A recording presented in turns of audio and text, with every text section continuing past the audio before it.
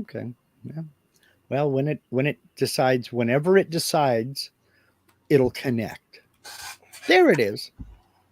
Well, welcome everybody. This is the Trampled Underfoot podcast show with your hosts Mark Lindsay on the West Coast and Eloy Escajedo on the East Coast. And it's Tuesday. We're live. You're here. We're here. To a- Let's rumble in the jungle. we're here to answer the eternal question: are we there yet? And it depends on the what's it depends on the there that we're talking about. Exactly. Are we there yet? I would say no without knowing. Well, it doesn't matter where you end up. There you are. You've heard of So the you almost have to be there. well, yeah. Well, we're here wherever here is anyways, but I don't know. Have you heard the saying, "If a tree falls in the woods"? Thing. Mhm. There's also if a bear craps in the woods, which Mhm. is similar, but it's the more raunchy one Yeah. of the two. Yeah. If a philosopher is sitting on a rock in the woods and he thinks of a thought, did the thought actually happen? It's just sort of like Yeah. that sort of thing, you know. Yeah. Is he still wrong? Yeah. He's still wrong. Well, yeah, you can go in any direction. If a tree falls on a banjo, is it still out of tune? You know. In the middle of the woods, though, right? Yeah, with nobody around to hear it. If a tree falls on a banjo and there's nobody around to hear it, is it still out of tune? You know.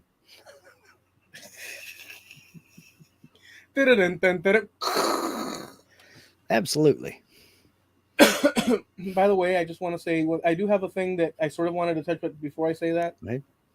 or and whatever comes in between, but one of my favorite movies is Rambo, the original one. Yeah. First Blood. That was a good movie.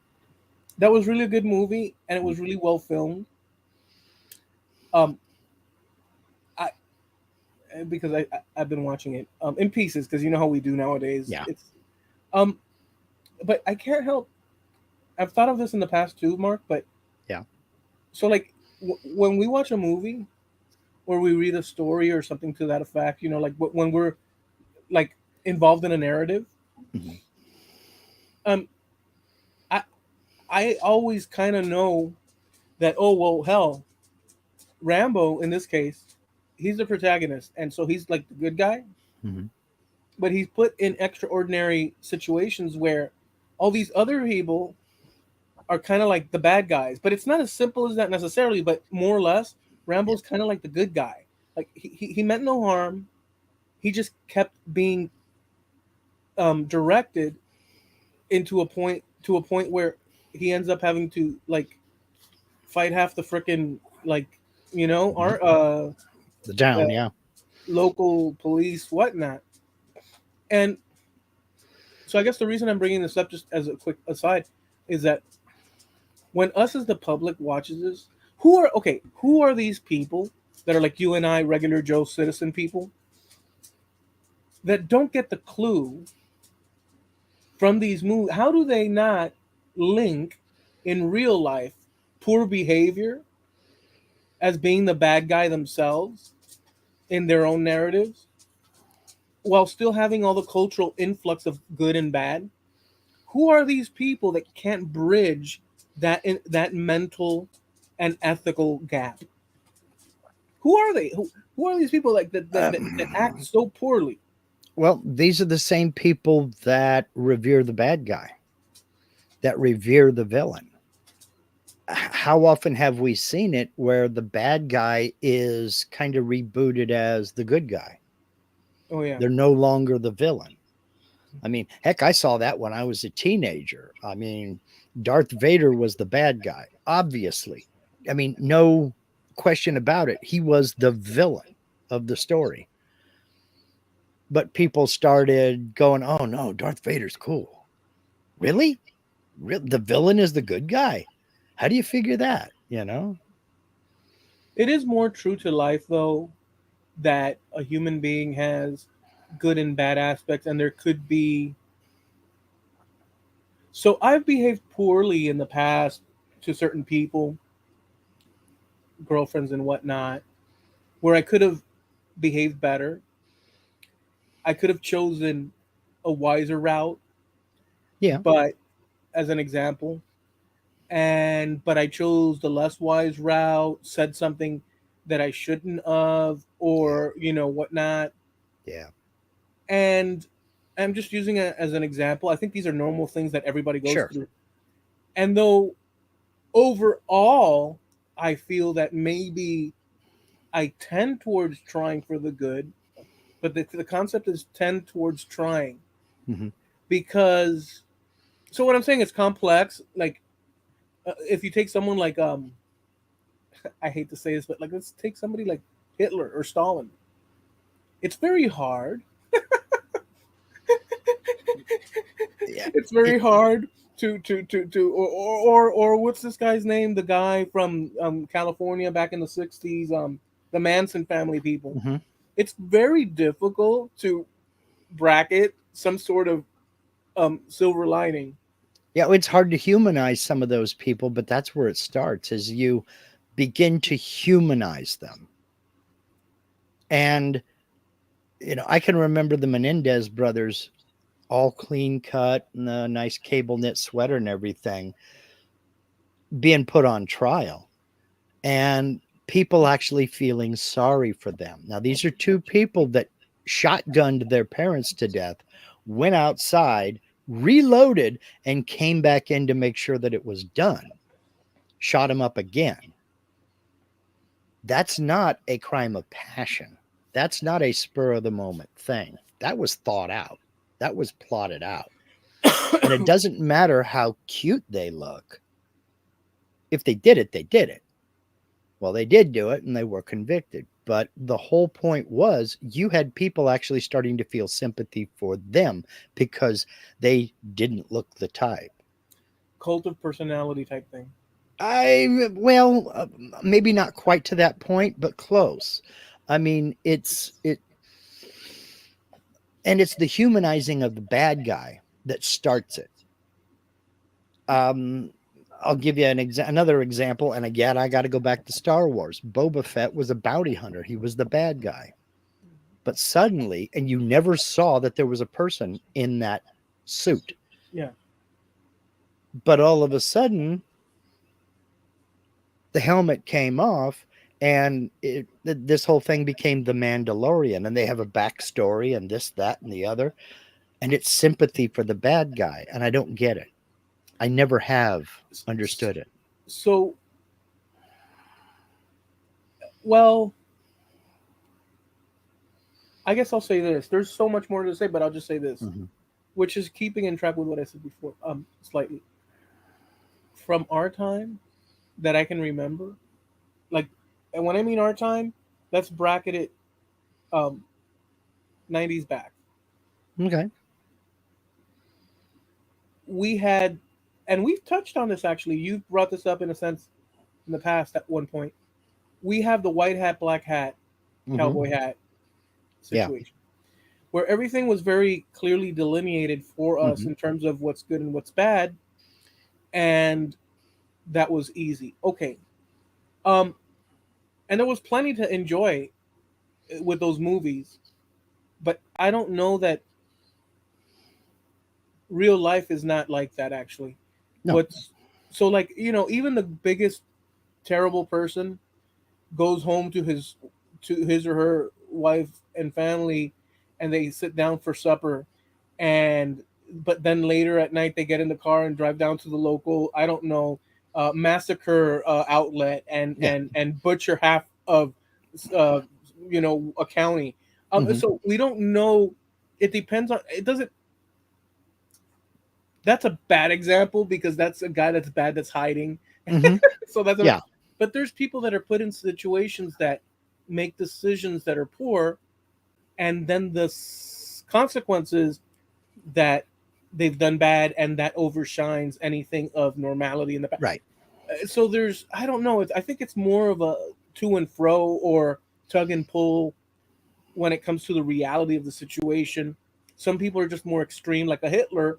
It's very hard to wring out a drop of anything, but I'm sure for his mother, when he was in the cradle, that scenario would have been something like, "Oh, dookie, dookie, dookie, dookie." He Yeah, might have been in there going, "Yeah." absolutely. And and you can go all the way back through all of the evil people in history. They were somebody's baby at one time. Yes. Yeah, But there comes a point where humanity kind of stops and just evil takes over, yeah, you know. I mean, it's pretty cut and dried. The way I was taught, and this was over the course of the years, never really in one succinct statement, but basically, if you have to ask questions, it's probably bad. Don't do it. You know, you know right from wrong. And if you have to think about it, is this right or wrong? It's probably wrong, so don't do it. You know, but everybody has the, we're all flawed creatures, we're all flawed individuals. I've made bad mistakes. I've said the wrong thing. I have done the wrong thing. I've gone to the wrong place knowing that I shouldn't be there. I, it's happened to everybody. That there are a lot of things, if we go back over our lives, there's a lot of things in each of our lives that if we look back on it now, we'd say, yeah, I probably shouldn't have said that. Or yeah, I probably shouldn't have done that. Or man, that was a major mistake. Something like that. But that's all part of being human. As far as something like a Rambo situation where you have at the beginning, you have two good guys who don't know each other. And right. it's pretty much a misunderstanding. But then it snowballs because neither one of them wants to be the person to say, no, let's not do this. And then it goes too far. It snowballs till it's completely out of their control of either one of them. Yeah, it got worse and worse. Exactly. So that's a dichotomy right there where you have potentially two good guys who just become at odds. That's another. Yeah, well, so the sheriff guy, Mhm. there's also the context of the era in the 80s. There was more leeway for police, even though would be breaking the law. So, for instance, Rambo was completely justified in walking through. In fact, if if Rambo so chose, he could. The whole movie could have been him walking from one end of the town to the next and back at Yeah. his leisure, because as an American, Yes. he has the right to walk sideways up and down the town, walk with his hands crossed up and down the town, Yeah. walk And backwards if he want. Like there's no, in the context of America. So the sheriff, what I'm getting at is the sheriff decided to intervene in his presence in the town. and that's when it went sideways. That's when things started spiraling out of control. Yeah. And that's what I mean when I say neither one of them wanted to be the one to go, no, let it go. You know, let it go. There's strangers all up and down Miami right now. Mhm. I'm calling them strangers. They're regular human beings, but from my vantage point as a longtime standing person here, Mhm. these people are all strangers. They're all newcomers. Yeah. There's people here that speak Chinese, Italian, Spanish, um, from India, some type of Hindi or whatnot, this or that. There's people from the Yeah. Midwest here. This has become a international mecca of sorts, back and forth. They walk everywhere. They're everywhere. Mhm. Um, and I accept it as such Mhm. that these people are now here. Yeah. I don't think that I have a right to say, whoa, whoa, whoa, Mr. Sri Lankan guy, stop right there. Let me explain. I am the head of the Chamber of Commerce of The goodwill Inland. ambassador of Sweetwater. Yeah, and I'm here to tell you what's what. So, um, but it's uncomfortable in terms of like in traffic, you're driving, there's more cars or this, like there's consequences that come with more people Mhm. in this scenario that I have here going Yeah. on. Um, and believe me, it's extreme. Um, but I have no right. The only right that I have is a right to myself and my things.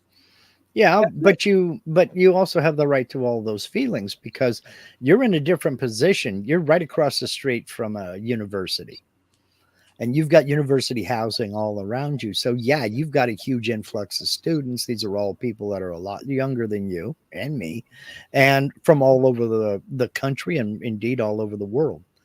So yeah, you're in a strange situation in that you've become a stranger in your own home because you've been there almost all your life. I don't feel that I'm so I know that what you're saying. So here's the thing. In a sense, and by the way, there's positives too. Like, Sure. let me just say this one thing too: the fact that these people are around here, Mm. actually, in a sense, in a real sense, from my perception at least, bring life to the Mhm. area. Life in terms of now, it's not just a handful of neighbors that I've known all my life that they sit in the corner and roast do a barbecue and it's the same music and it's the same this and it's the same always all. And by the way, I didn't even like that crap loud music but now it's a variety. Mhm. There's pros and cons, but due to them bringing in youth and different languages and such and this and that, I'm not opposed to it per se, and they bring life. There's like bubbling. um The vitality. yeah, there really is, but with that comes the negatives as well. But Sure. I'll tell you what, walking at night, Mhm. it's freaking fun Yeah. because when you're walking, you'll have areas of Sweetwater Mhm. with no students at all Mhm. walking, and I'm talking about late at night. They Yeah. walk at all hours because some of these people come from New York or Mhm. from, and they have different time schedules, and it's Yeah. crazy. But I'm walking in an area that's old school Sweetwater, meaning Mhm. that is a doornail at night. Yeah. um, and then you'll cross the street, and all of a sudden, it's like you're in the middle of Coconut Grove or something. Like people walking around talking, little scooters.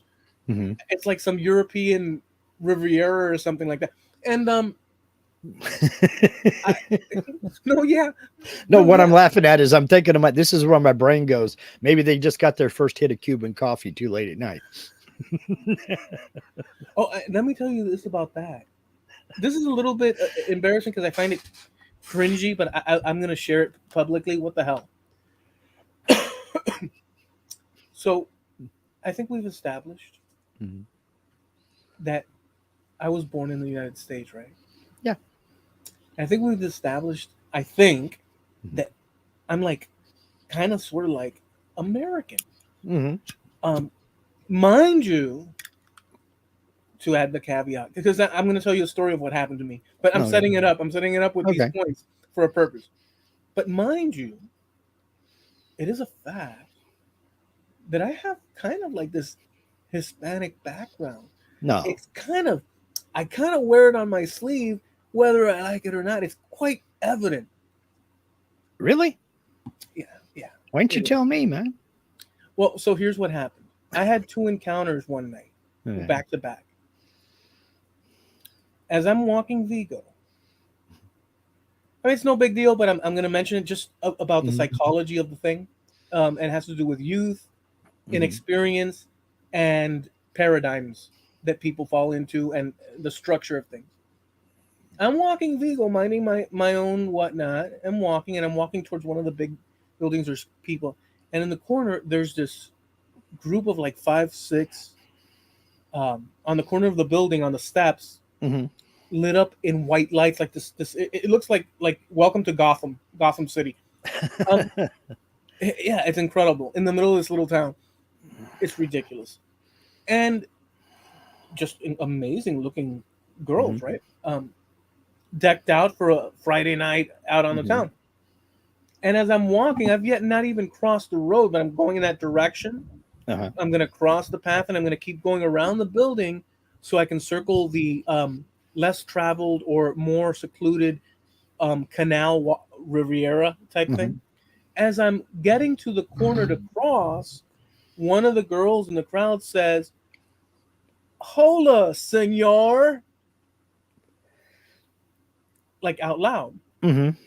kid stuff. She identified me from that this. And by the way, my vision today, so I can't see. I can tell their shapes, but she identified me Hmm. and made it a point to toss out this little saying Hmm. to reference me within the context of Spanish, but not necessarily in a very appealing way necessarily. But like, how could I put it? She Kind of expressed. Go ahead. Go ahead. like a ridiculing you. No, it's kind of like she saw someone, me. Hmm. She found her in her brain with whatever she has. She found the little box where Hmm. I belong, according to her, and she went, "Plink, hola, senor," like in a very poor. And as I'm walking, she says, and I can't see her well, but there's a bunch of them, but there's one of them Hmm. that was saying this. Um, then she directs it at Vigo, and she says, "Oh, look, it's a little chihuahua." And well, my mind already said, okay, like these, she's a student, she's young and dumb, and the other one, Hmm. or not, but this is a good this is a good sort of panorama shot of youth and experience and this pervasive simplifying of what people are. So if you're a non-person, to me, due to my inexperience or this or that, you're just objects out and about in front of me, and I get to point out and stuff. Oh, that's an old fart. That one's a this, or that one's a that. So instead of viewing people as individuals, as human beings, I'm the one that has the nuance and the value. Everybody else is something that I can categorize. I'm not recognizing the world outside me as having the same nuance and value Sure. and consideration as me. No, I'm a person. Sure. Everybody else is just a category that I can put in a box. Mhm. Um, this is the stuff that was going in my mind as I was crossing the Mhm. sidewalk. Like I was thinking these things. I wasn't neither offended nor, but I was analyzing the thing. But it is kind of cringy. But I'm mentioning it anyways because this is what my mind went to. This is where my mind went to. And so as I crossed, I said, as I got there, and Vigo finally got up because Vigo's sniffing around. He doesn't care what's happening. Yeah. And I said, well, I don't think he, and I pointed to Vigo, takes kind to being called a Chihuahua because in fact, he's a beagle. And they were all quiet. And then she entered dialogue with me, Mhm. and I saw her face. A beautiful woman, Mhm.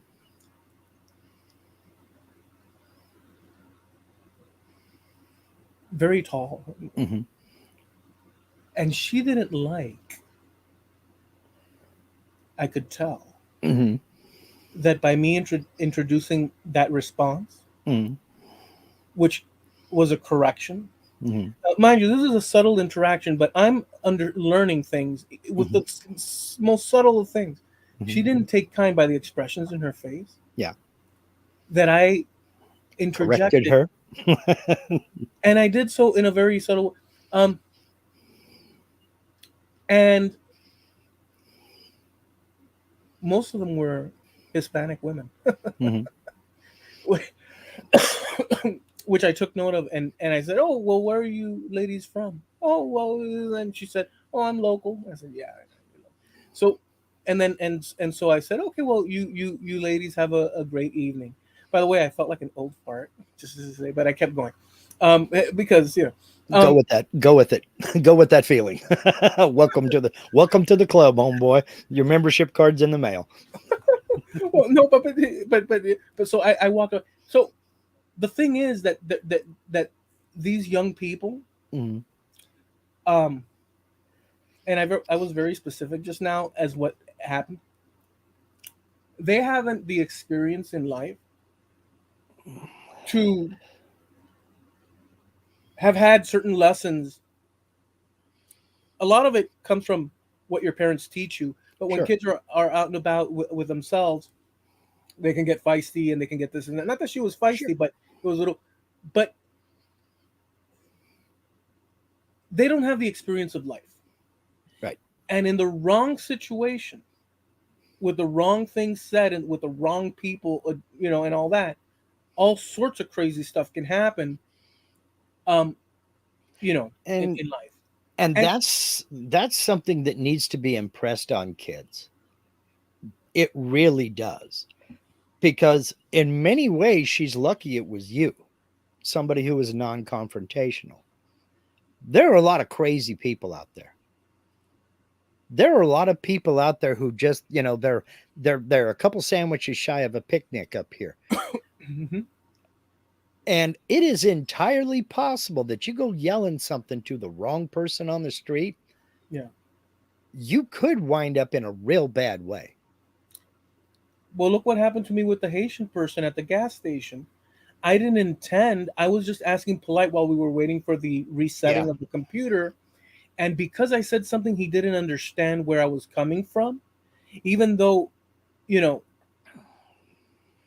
let's put it this way, he became aggressive, at least verbally, Hmm. and insulting because of a miscommunication or misunderstanding of what I was getting at. Yeah. That's a different story, but it's the same concept of once you start interacting with people, Yeah. if you ask to interact with somebody like this young lady did, given the wrong set of facts involved in that with who you're, it could be all sorts of. So anyway, so I kept walking. Mhm. This is the final part of the thing, and just half the block down, another young lady was there with her dog, and she Mhm. started a student, and she started some girl from the Midwest probably. Um, she had that Midwestern sort of like Mhm. homegrown on a farm type look and stuff. Um, was incredibly engaged with me. Oh, your dog and this and that. And then I said, oh yeah, well he's feeling better, but this is what's been happening. We got into a whole dialogue. And she said, well, I'm studying to be a veterinarian. And I said, oh, really? And she was, well, explain what is it that has happened. And we had an exchange and this and that. And she kept insisting on a continuous conversation.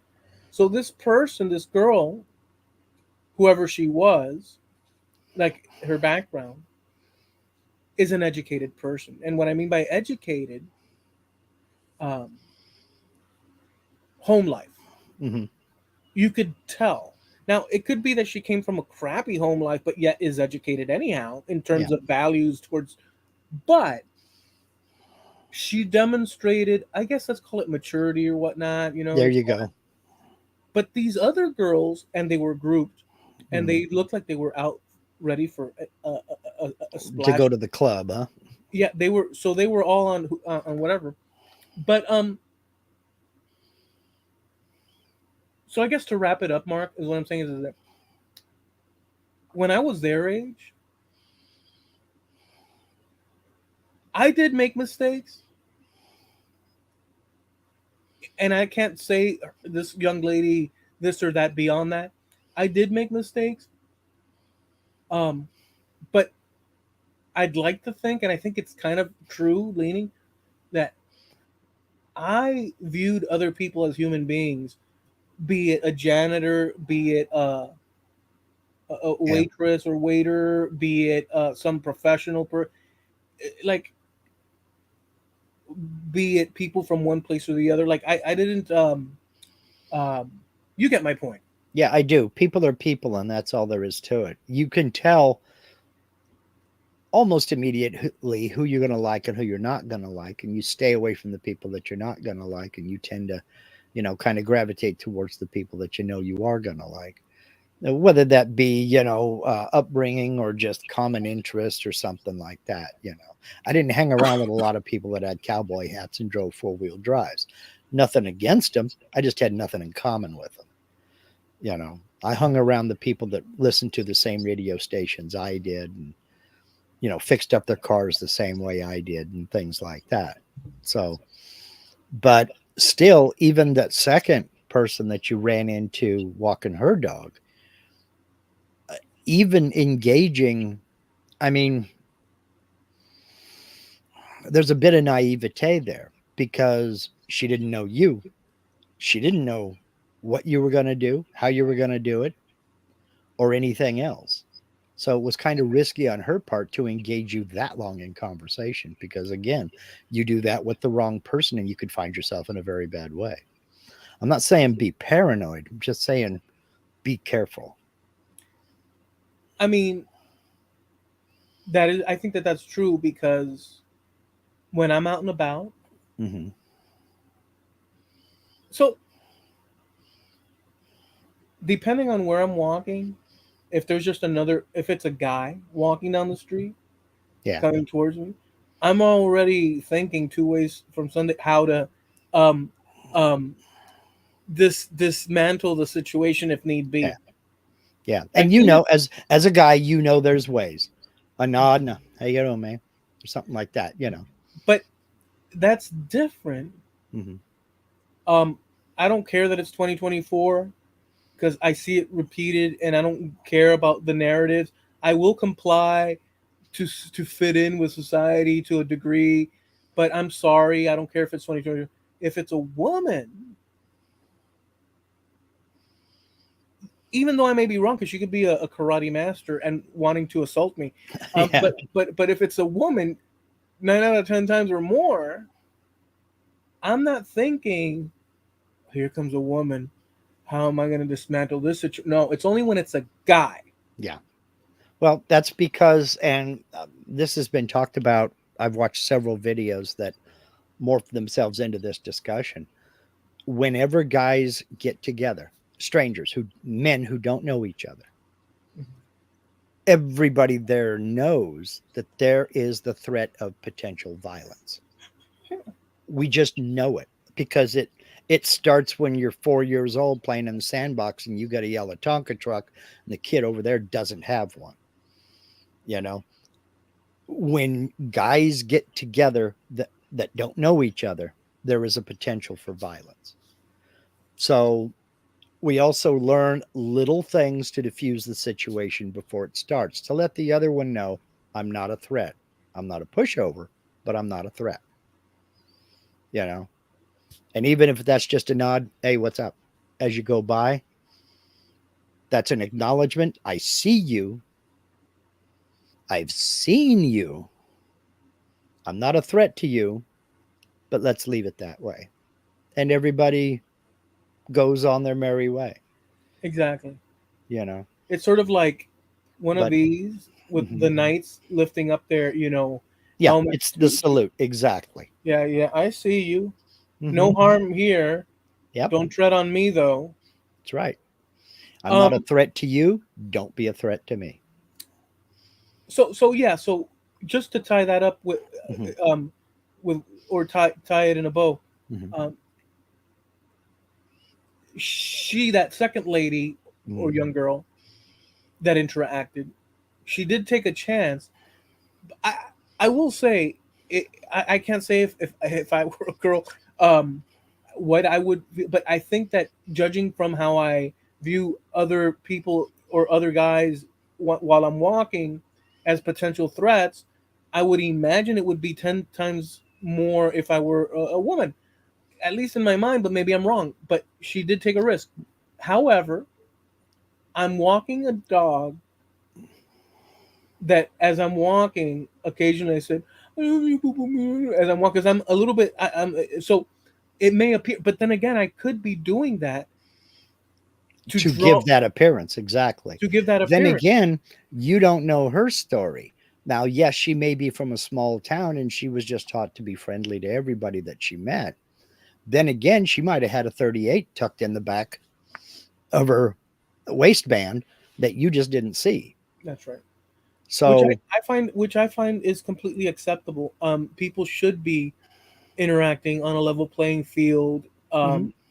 to their own, Yeah. it's only the Well, point when abuses or manipulation or yeah, assault, that's when the thing crossed. But other than that, one should have the ability to be protected sure. and freely in these United States. Well, your sword Talk. is different from your shield, you know?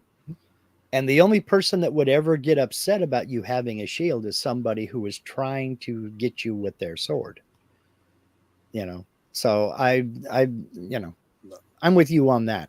It, it, it's funny, but society has changed to the point it has taught me that some of the things I was taught in the past, sometimes you have to let go. And this might dovetail in with the are we there yet? Um, because I make absolutely certain, I go out of my way to make certain that I am 2 arms length away from a woman I don't know. Throughout my real estate career, put it to you this way, throughout my real estate career, if I was dealing with a cleaner, hiring cleaners to come clean up a house I'm listing, I stayed 2 arms length back to basically to reassure them that I am not a threat, you know, because I'm this guy in somebody else's house that is completely empty talking with a woman who was there by herself. And it was the same with clients, potential or otherwise. If I'm showing Mr. and Mrs. a house, I'm standing by Mr. If Mr. is not there, I'm 2 arms length away from Mrs. There have been, when Linda had her knee replacement in the hospital, there were times that a woman would get on the elevator.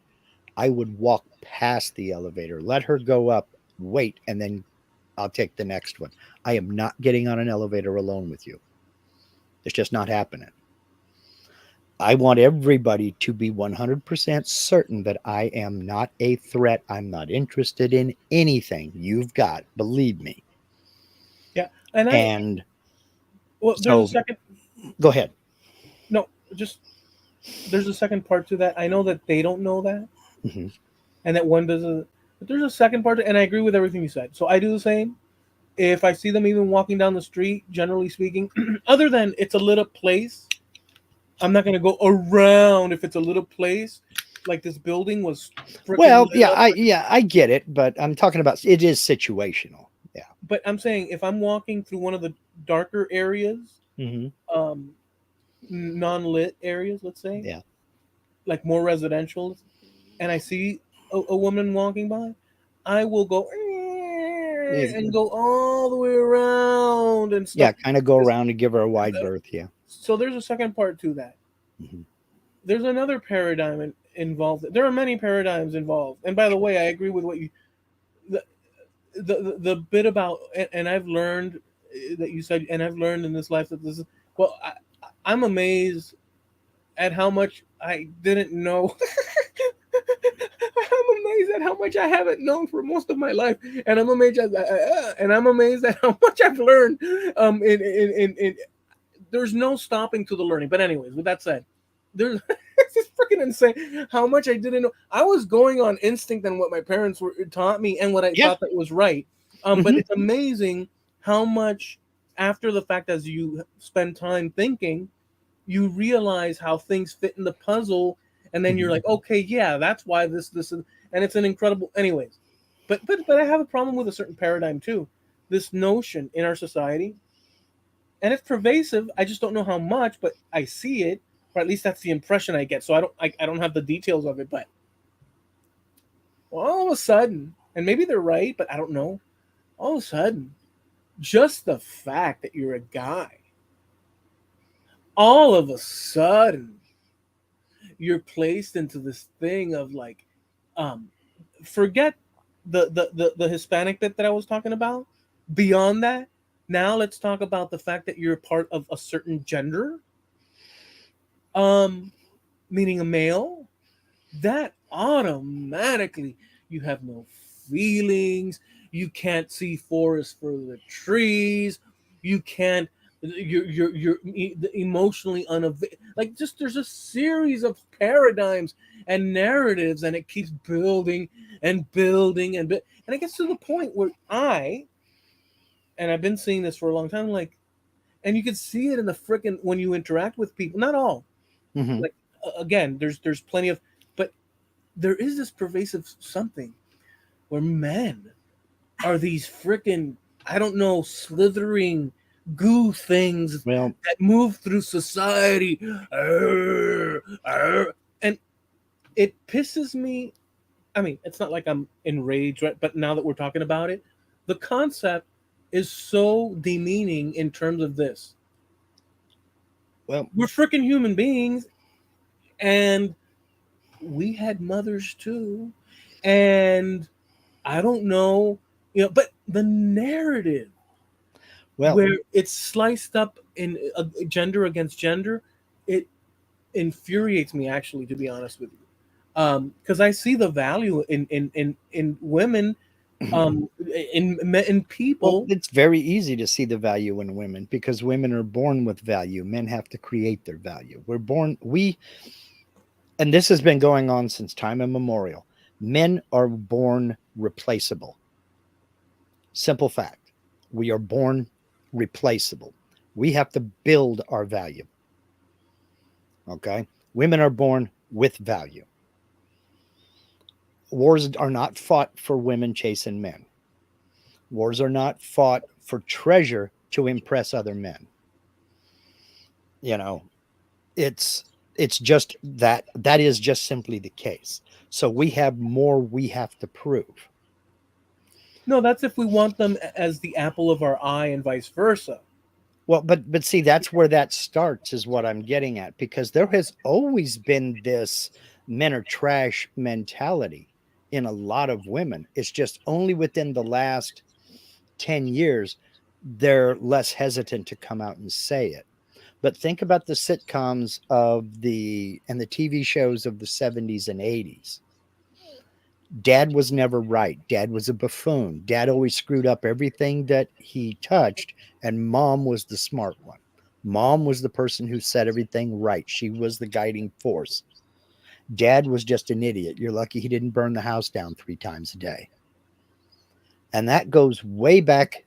It started in the 1960s, about the mid 60s, and got really, really bad. And it's still pretty bad, not as bad as it used to be. But that was the trope. I mean, over and over and over again. Yeah, but the thing is, though, Mark, I will say, when I interact out in society, Hmm. there's an inferred, or there's a accepted human quality, Hmm. which has a list beneath it. So look, what I'm getting at, and okay, like, I saw that too on TV. Like, okay, but to veer it to my specific complaint, when I see another human being, I may not like them for whatever reason, Hmm. but the little list below them is attached not only to them but to all humans. They're a human being. They're Yeah. a conscious being. Yeah. They have rights, just like I'm a conscious human being. Have rights. Yeah. They have, there's a set of things that are not available for discussion when it And comes that's to. what we do in a civilized society. Absolutely. Okay, but regardless of whether they're male, female, or frickin' from Pluto, Mhm. Yep. um, but but there's this pervasive thing that you were talking about, and that I was talking about, under the category of men. Yeah. And so there's all these different boxes that, in effect, whether consciously done, whether it's just humanity, whether it's normal, not normal, half normal, whatever the hell it might be, but the end result, at least, without defining how it all got started, because there might be various reasons for it, or maybe one. But Hmm. the end result is you have people believing or not thinking at all over the concept of that, yeah, that person's a janitor. Oh no, I'm sorry. That's a janitor, not a person. Yeah. So that's a waiter, not a person. Hmm. Or whatever. I mean, Well, I and that's the society that we're bringing up. That's the society that we are bringing up. yeah, And I can't even blame the parents because the parents are half of the people that are doing that stuff. You know, I've said it before and I'll continue to say it. I have made major business decisions based on how a person treated the wait staff when I'm there for a meeting.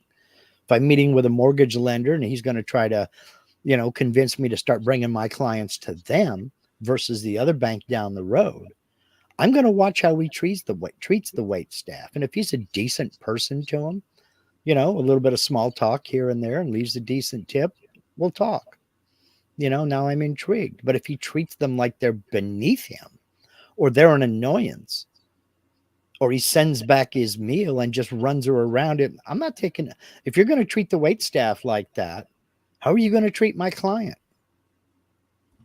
No, you're not getting my business. And I'm going to make sure that every realtor I know knows how you treat people, you know? yeah, So, and the other part of this is when you're dealing with people one on one in person, things are a lot different than what we see online or on TV or read in the newspaper or hear on the news or what have you. You know, now I'm not saying that those people don't exist in real life. I'm sure they do. You see enough videos of them on YouTube.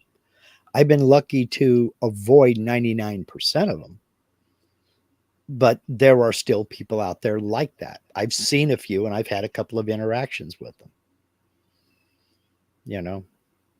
But generally speaking, what I've seen is a backlash against a lot of that. And you and I were talking about this after the show, either last week or the week before that, that it's estimated 45% of males under the age of 30 are single and not looking to date. They are happy being single, just happy because they have peace. They can do what they want to do.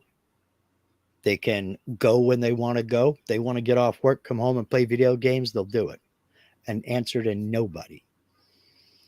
And they're happy that way. They're not looking for their soulmate. They're not looking for a wife. They're just tired of it. They're tired of being seen as a walking wallet, a source of free dinners, and just the recipient of a bunch of mental games. They ain't got time for it anymore. They just decided, nope, not yeah, me. yeah. Well, I mean, you know, there's consequences to that. They Mhm. suggest out there in the ether, that can be looked at. Where if this sort of thing escalates, which it appears to be somewhere, I don't know what the figures would be, but Mhm. like I haven't looked into it sufficient, but I have read that we're heading in the direction of not enough babies being born to fulfill Yeah. future generations. And it's gotten to the point where, which is one of my arguments, by the way, two things.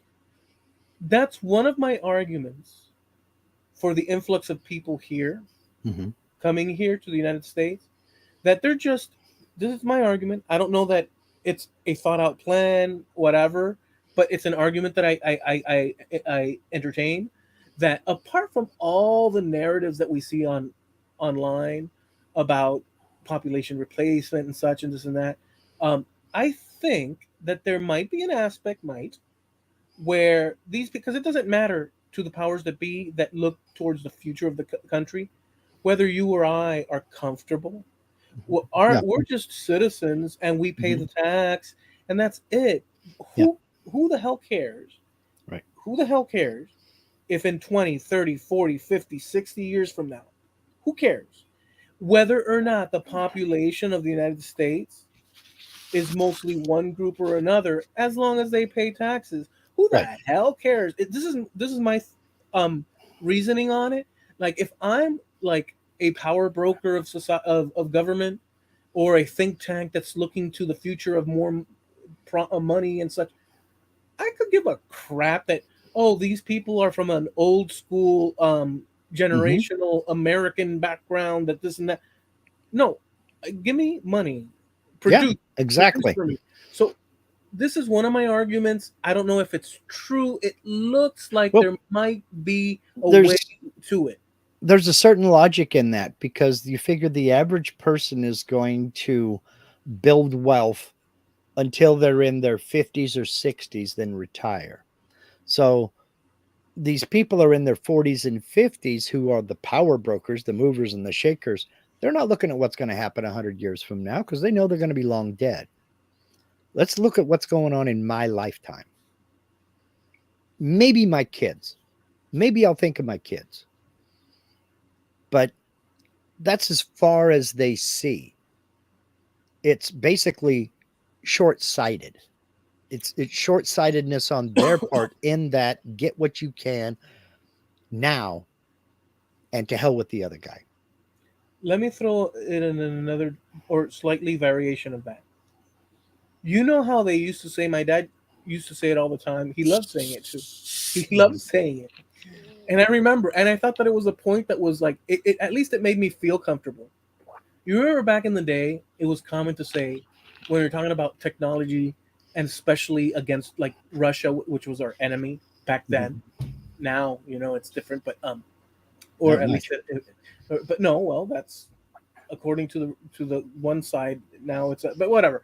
Um, the whole thing's a freaking this. The whole thing is so dumb. But I remember back in the day, my dad would say, "Well, son, whatever the Americans put out that you get, see in the stores, technology wise, just think that they're 20, 30 years up in advance from what they put out. For whatever they release." Mhm.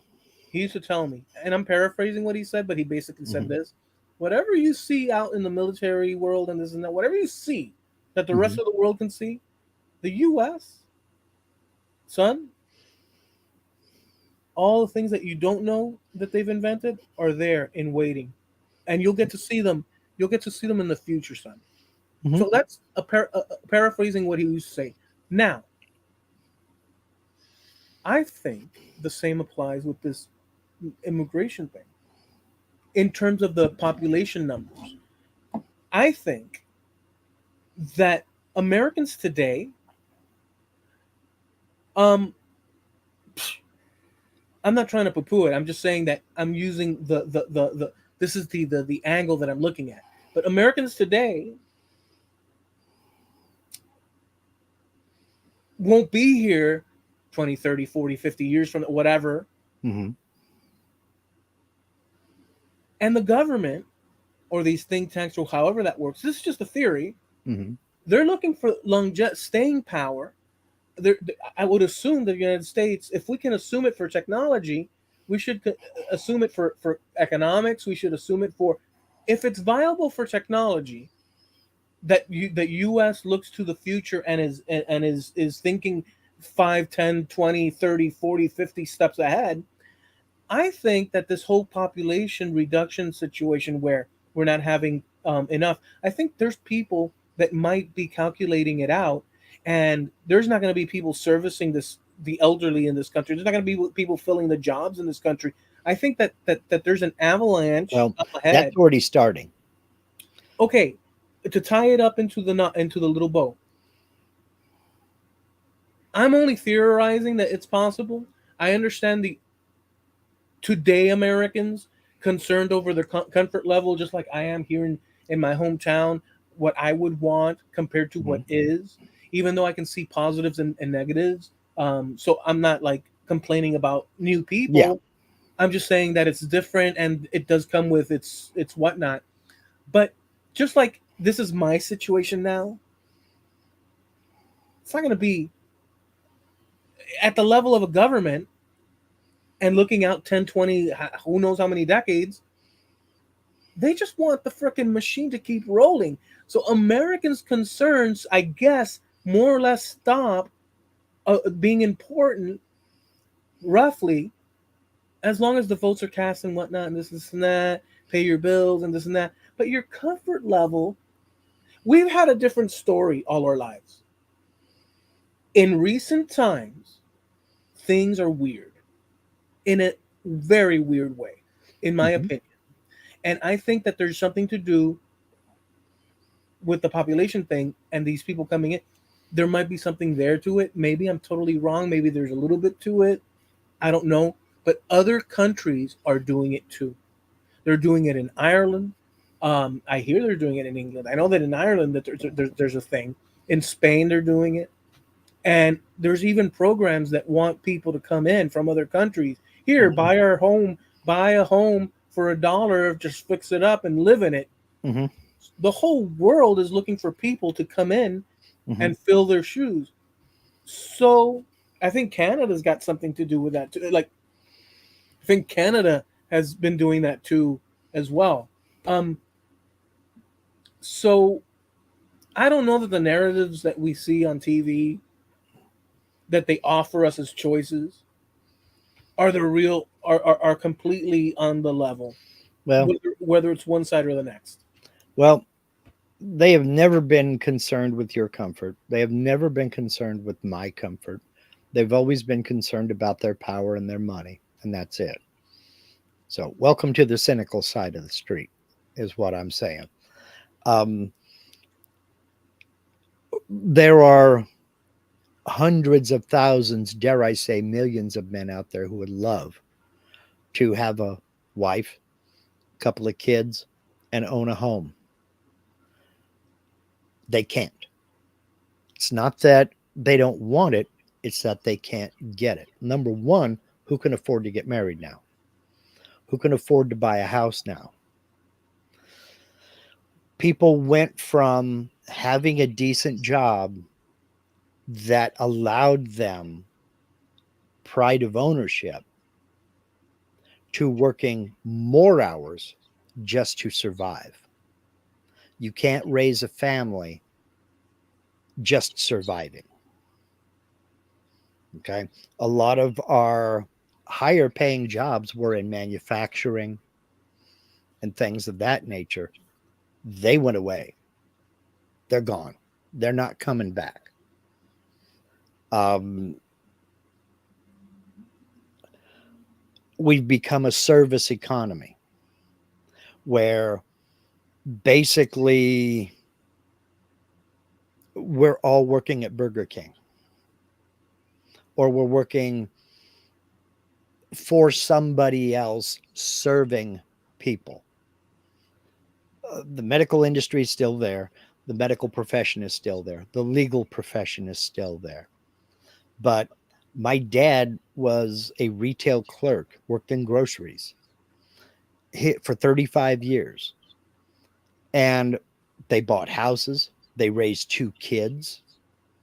And it was only when they started wanting something a little bit more, and my brother and I had grown up enough that my mom decided she wanted to go to work so we could have a little bit more, and that's when we got the bigger color television set. And that's when we got the second car.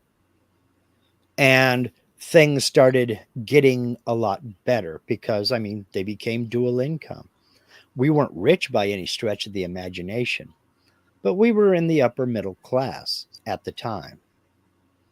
Now, because we have BS'd ourselves through consumerism and credit cards, we think we have to have the absolute best right now.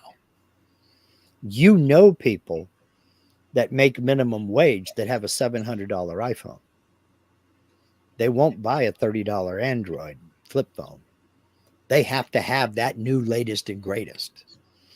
You know, I met people like that working in the casinos. These people made just above minimum wage plus tips, but they're driving $40,000 cars and making $20,000 a year. Renting a double wide just up from a single wide that they were in last month, that kind of thing. We have BS'd ourselves into believing that we have to have the best, the biggest, the latest, the greatest. And that put a lot of people in debt that they have no chance of getting out of. And now add on that with the prices being the way they are, of course they can't afford to buy a house. You know? So along with that 40 something percent of men who weren't even looking for dates anymore, 13% have left the workforce. And we're talking about prime aged men, 25 to 45. 13% don't have a job, don't want a job, not looking for a job. They just said, to hell with it. Why should I work my butt off for nothing? For nothing. Yeah. I mean, you won't hear me argue against that. But I will say, the paradigm, and there's various ones, but the paradigm, the American paradigm, for me, with flaws in it and all, was best served, back in the 80s. In my opinion, it could be completely biased. It I depends think on what part of the 80s you're talking about. But yeah, after about 82, things started getting better. But the early 80s was pretty wicked. the structure of the narrative for a kid in Sweetwater, Florida, preteen, growing up in those years, I didn't necessarily know it then, but I could have said that, damn, that was pretty good. Even at the time, but looking back at it, even more so, was the stuff of magic. It was on TV. It was on the radio. It was in the people. Yeah, there were people struck. I understand, but the narrative laid out for a child of my time was that, boy, oh boy, this is the place to be, and look before you, young boy, young man. The world Yeah. is there, and it was true. Mhm. There was so much going on for a kid to grab onto, from sports to, everything, music to all the things that one kid could like. Yep. The malls were bustling and stuff. So again, I am very biased towards the 20th century. Sorry, not sorry to you. I'm saying that, like, sorry to whoever. I'm sorry. The 20th century. Sure, we didn't have fancy schmancy computers like this, and this is pretty good stuff right now. But for the health of everything, broadly speaking, the health of the system, it's good to be patriotic. It's good to not be excessively burdened with taxes. Mhm. It's good to be, not that it was without, but what I'm saying is there was leeway, elbow room. Well, not only that, but there was an overall sense of optimism. Even during the Cold War. Well, yeah, that's what I mean. There was always an underlying sense of optimism that things can always be made better. And this dovetails it perfectly into this topic that I had earlier. There's a video that I saw, and I will put it on our Facebook page over at Trampled Underfoot on Facebook. And it was a question asked during a kind of an open forum kind of a thing. There's a British television presenter by the name of Stephen Fry. He's an actor, he's a comedian, Yeah. comic, writer. I mean, the guy has done all kinds of things. Is he that guy that's very smart? Oh, he's very smart, Is he that older very, gentleman very that's got like a more rounded head, intelligent. neat hair, neat combed hair? Yeah, he's older now. He has a beard. Well, His sometimes his he has a beard, sometimes he doesn't. his eyes kind of, not that they bulge out, but there's something with his eyes No, that are very him. no, no, that's not him. That's Wait, not let him. me see. I'll tell you. Stephen Fry. Yeah, yeah. The Is him? it? Okay. Is it? Yeah, his eyes have like the bags. He's age 67. Yeah. Okay. Yeah, I guess this was a few years back. Yeah, In he's fact, this British. video was posted 11 years ago. So we're looking at 2013 this was posted, okay? And he was asked, he had mentioned something about how American comedy and British comedy were different. And he said, that's because when you think of Americans, if you go into an American bookstore, the biggest section by far is self help. That there is this overriding sense of optimism in America that everything can be improved upon. That if you want to be a better parent, there's a course or a book, or you can read up on it. Or if you want to be a better cook, or if you want to learn how to speak publicly in front of a large group, or if you want to get in the right mental state or whatever, there are ways of doing this. And if you look at the American comedian, they're always the wisecracker who can joke his way out of a situation. He always gets the girl and he always does the right thing and he wins at the end. Whereas if you look at the British comedian, and he summed it up with this one scene. If you remember the scene in Animal House where John Belushi is walking up the steps at a toga party, and there's a guy sitting on the stairs playing a guitar, singing to a couple of girls. Belushi stops, reaches out, and grabs the guitar, destroys it against the wall, wiggles his eyebrows at the camera, and continues up the stairs. Belushi, the American comic. The British comic would want to, by choice, be the folk singer because British comedy is wrapped in failure. We want to do the right thing. We want to hold on to our dignity, but the world just craps on us. And it was a strange summing up of society and how Americans see themselves and how the Brits see themselves. And it's only about a 5-minute long video. It had more to do with society as a whole than it did with comedy, but he used comedy to kind of sum up and demonstrate how our societies are so different. And it was actually a brilliant piece. And like I said, I'll put it over on the Trampled Underfoot podcast page on Facebook as soon as we're done here. But I still think that up to quite recently, there was always this underlying optimism that things can always be better tomorrow.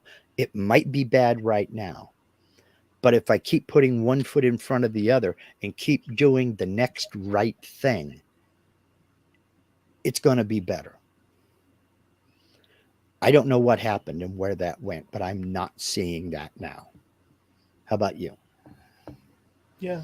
I think there's a lot of tension in the public at large, as far as I encounter it. I think that there's people that are none the wiser. I think that there's people that have been born after the fact of the years that we're talking about that don't know any better. I think that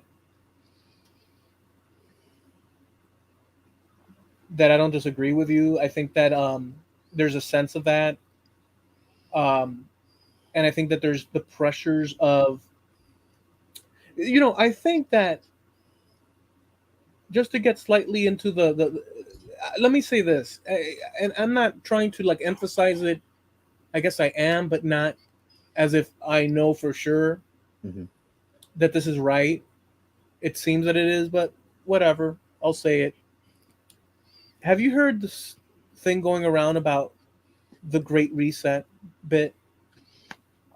A little bit here and there, but I'll be honest, I don't pay attention to a lot of that stuff. But go ahead. Well, there's this thing about the Great Reset, Hmm. and then there's these things, and I haven't either, but I've heard tidbits tossed in bits. I haven't looked into it sufficient, but some of the highlights is that um, one of the things that goes around, I think it was said by Carl Schwab, I think the guy's name is. I think that he's part of that Ameritrade or something like that. I'm Oh, not sure. Charles Schwab. Yeah. Charles Schwab. And there's a quote that people use on the internet, and it's, "You will own nothing and be happy." And people have derivatives of that saying and have constructed various theories that the world itself, the country itself, will be reset, the Great Reset, or something like that. And this is part of another part of America, right in there, is that there's also this section of the library or bookstore for conspiracy theories. Oh, okay. That is part of the American thing. In Well, fact, sure. it's so intertwined with America, it's not even funny. I didn't even know it back when I was growing up, but certain things, and this is another subject, but we'll leave it alone, within religion, grabs on to a lot of these conspiracies as well. Because, well, let's just put it this way, um, it's a tool. Conspiracies are a tool. But just as that they're a tool for manipulation, they don't have to be wrong necessarily. They could be. Chances are they are. Sometimes no. But these are instruments that are used in order to sway Sure. public thinking and whatnot. Anyways, um, there's so much to encase in a conversation, but um, this whole Great Reset bit leans on, and again, I haven't seen the whole thing, this idea that we will all be reset to a standard that's going to be the us and thems and the this and this and that. Okay. If it were true, there's no better example than where we're at now, because from 4 years ago till now, the US dollar has lost about 20 to 25% of its buying power, effectively creating a situation. Now, I'm not saying that the theory is, I'm just saying that if there's anything you wanted to look for as evidence or as support of that claim, Hmm. would be that, hey, people now, as opposed to a long trajectory of the money inflating, this is a 4 year gap that can be looked on online in reputable, serious places. The dollar has lost 20% of its freaking power. Hmm. And if you pancake it on top of each other with all the goods and services that circle around the bend, it compounds into a situation where we get exactly the problem that we're seeing now in society at Yeah. large, economically. In 4 freaking years, 20% of the buying power of the freaking dollar. So if there's any Great Reset bit that went, and here's the funny part, no, that I've seen, and I haven't looked, I'm just making the argument now from things that I've seen. Nobody puts those two freaking things together. I don't know if it's all true. I know that the dollar has lost that value, Oh, yeah. Everything's but more expensive. And that's all a part of inflation. That's exactly what's going on when the economy tanks. You know, when you print so much money that it's worth less, it's going to be worth less. I mean, that's all there is to it. But still, people can't afford to buy a house because their wages just won't allow it. Jim has some uh, talking about information out here. Um, from 83 to 16, the share of aggregate wealth going to upper income families increased from 60 to 79%. Meanwhile, the share held by middle income families has been cut nearly in half. Well, that's true. That's true. Why is that? because wages are not keeping up, because a lot of the good paying jobs are gone. And we've bullshitted our kids into believing that if they go get a 4-year degree, they're going to be all right. That sends them into debt. But meanwhile, there's 500,000 jobs out there right now, good paying jobs right now that they can't fill. And we're talking about electricians, we're talking about steam fitters. I mean, good paying jobs, but nobody's trained for them. I mean, it's getting to where people are willing to take any warm body they can get. If you're willing to stick with us here, we'll teach you this trade. When we used to teach it in high school, you know? But you can't expect somebody to go to work at McDonald's and raise a family. That's not supposed to be a career. That's supposed to be a first job to teach you responsibility, punctuality, and how to work for a paycheck when you're in high school or just out of high school before going on to college or before going into another field. But those days are gone. Another thing that's happened here, and I don't know what other people think because again, we can't know what other people think unless they tell us. But I would jeopardize saying, with the risk of being wrong, and again, I don't know that this is true, but it looks like it is. Maybe it is. Once we got into the internet age and more information can be tossed out there, right or wrong, half right, half wrong, maybe a little less than not, maybe more than not. Once that exposure exists, the level of trust in the pillars of society, due to the imperfection of it, because this is all really, this is a little bit of a controlled chaos. But once start people seeing that, just like what you were mentioning with guys not looking and this and that, once they start seeing the odds, and once they start seeing the favoritism and the manipulation and the use of government in order to go after candidates, and to be fair, on the other side, people calling the other one, maybe they're not fully of the race that they say they are because of X and Y. Like when all these, once we see the tapestry in front of us of everybody playing the bullcrap game, and it's true at the governmental level. Yeah. What you basically end up seeing, at least I see it. I don't know, because some people are oblivious regardless. They just think that, hey, this is how this is the America that, it appears to me like a pyramid scheme. Not literally, in some ways, but figuratively, the whole freaking thing has aspects of pyramid scheme whatnots. Actually, once again, we have to go to Greg.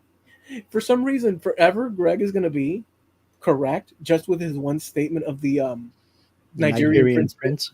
Yeah. Once Greg, the height of Greg's thing was the Nigerian, because it fits everything.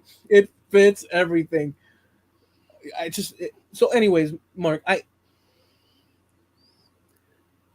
I think that we know too much. Potentially, more people know too much that would be stumbling blocks for them to make decisions that may be risky in the past, but since there's an aspect of maybe yes, maybe no, more people succeeded doing these risky ventures, but now people know too much, or the availability of knowing more is there. And I think it's kind of like when you're, what did Snow Crusher say? I will always be right. Yeah, you know what? It's true though. I'll tell you this: that Nigerian prince bit, like the way he answered it, was so simple, and you could tell he made no effort. He just said it as a matter of fact. But once he said that, well, tell folks what he said. That way, they're not in the going. What's the So, some time back, we were having a discussion, and I told the group, you know what I don't understand, gentlemen? I don't understand. And I don't know what the topic, but I don't understand why I used to get these letters that I would read, emails, let's say, that would be, hey, I'm a Nigerian prince, and in my town, in my country, I have this situation where if I could only get X amount of money, I could free myself or whatnot or this or that, and in turn, I will make you a very rich person. And you know, and I said to the group, I think you were there as well, Mark. Hmm. And I said, well, gentlemen, I don't know who's going to buy this. And then Greg unleashed a very simple, now looking at it, concept. He says, well, Eloy, um, that letter is not meant for you. They send it out and they make it so ridiculous that only the surefire people that are dumb enough to Or look at greedy it, enough, or greedy enough. but well, yeah, greedy, but dumb has to equate into it, Yeah. because no matter how greedy you are, there's a lot of issues with the letter in itself. But anyways, like, you know what I'm saying? Even if you did want that Hmm. money that the Nigerian prince, Yeah. you still looking at it and saying this is a bunch of bull crap, you know. Well, and he said, well, they send it out, and the people that don't, that literally aren't capable of understanding that it's a fraud, those are the ones they're counting on. And I think that that's true for freaking everything. Yeah. Everything. It 100% is. It's the shotgun approach. They're sending out a million emails knowing they're not going to get a million replies. They don't need a million replies. They just need one. And that's why I repeat Greg's. And by the way, Greg doesn't know this, but in places where he's not aware, when I want to introduce that, like in forums that I go to, Hmm. um, Greg doesn't know this. He'll never know. And I don't name him by name, but I'll say, as a wise Canadian once told me, and then I tell him the story. So I'm actually giving you credit in places you don't have no idea that you're existing in, but I'm doing it as a little shout out to Greg, and I'm saying, as as as a as a wise Canadian once said, and by the way, I've done that with some of your comments as well, Mark. Uh-oh. In other, yeah, because some of your comments, Uh-oh. um, th- well, yeah, there's, I can't think of it now because we're talking about this, but there's some, and I'll just say, as a wise man once told me, and this and that, and then I'll introduce your idea so that I don't take the credit, Hmm. even though I can't, even though I don't name you, Hmm. I don't accept me stealing the initial thought. So I always give credit, even though I'm occulting who you are. Hmm. Because I'm not gonna say, yeah, Sure. Mark Lindsay. This guy over here, here's his Facebook profile and his email address. Talk to him. Yeah, I'm not gonna do that. But it's funny. I do that because it's so good that I want to give it the credit, and I like saying it. I like saying, as a Canadian once told me. I love saying it, and then I hit them with the Nigerian prince bit. Freaking awesome stuff, dude. Well, It's so cool. we You can have no be right idea. every once in a while. But to my original point, do you think there is still that overriding sense of optimism and that things can get better? That tomorrow can be a better day than today. As good or as bad as today is, I can be a better person and tomorrow can be a better day. Do you still see that optimism? No, if you're within our group of the 20th century people Hmm. and you're optimistic, you haven't been paying attention. Sorry to say. Well, It, I'm trying to go back over discussions I had with my father when he was in his 60s and getting into his 70s. And I got to say that just about every generation has said the same thing as we get older. He wasn't in tune with what I was thinking at the time, just like I'm not in tune with what my grandkids are thinking now because I'm not living their life. I can only observe, but Mark, you know. but Mark, So, Mark, mhm. I understand that, but so look, this is a difficult one because maybe I'm wrong. Well, let me say this: your life Hmm. commenced, and you have said in an era that had certain perks, but it had certain downfalls. Sure. Okay, but it had certain perks Hmm. that your grandchildren have no idea about because it's not Right. their experience. Right. But you not only have that experience of the past, but you have the Hmm. current experience.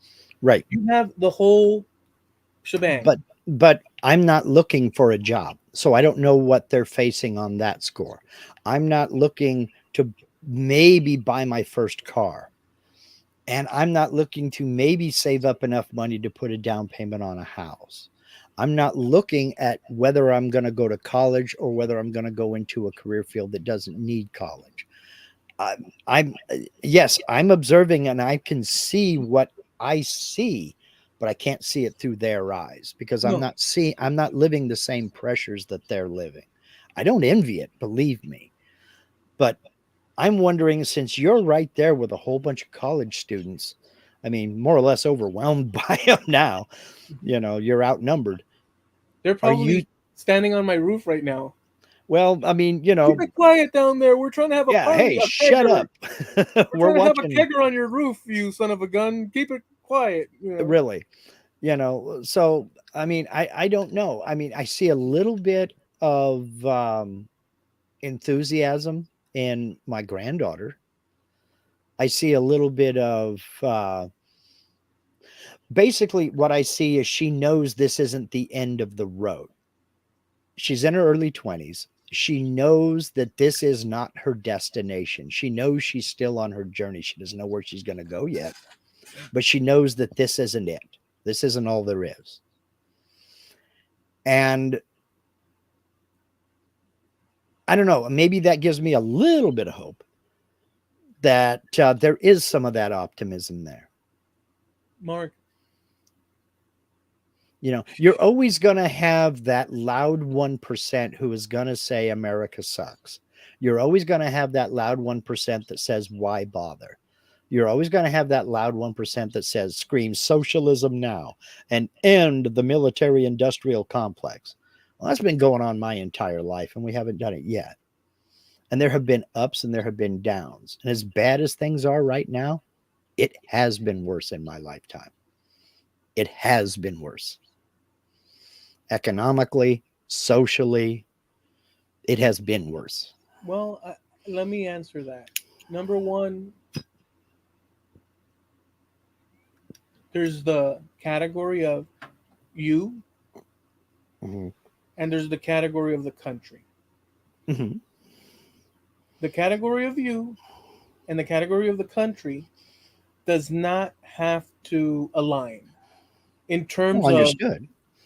No, I know, but you just said it's been worse times for you. Well, there's been worse times for me in many Well, no, no, aspects no, of no. this. I mean, as a country, we have gone through worse. From 76 to about 82 was worse economically than it is now. Much, much worse.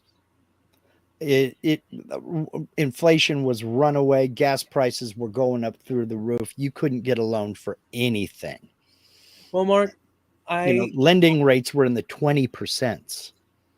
you all I know can say is this: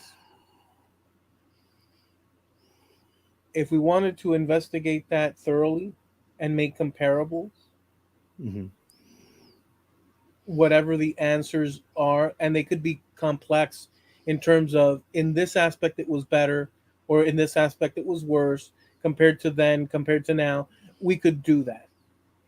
But if we wanted to hone in, so I don't know that I can say that it was worse or not. But then again, I was a little kid during that time.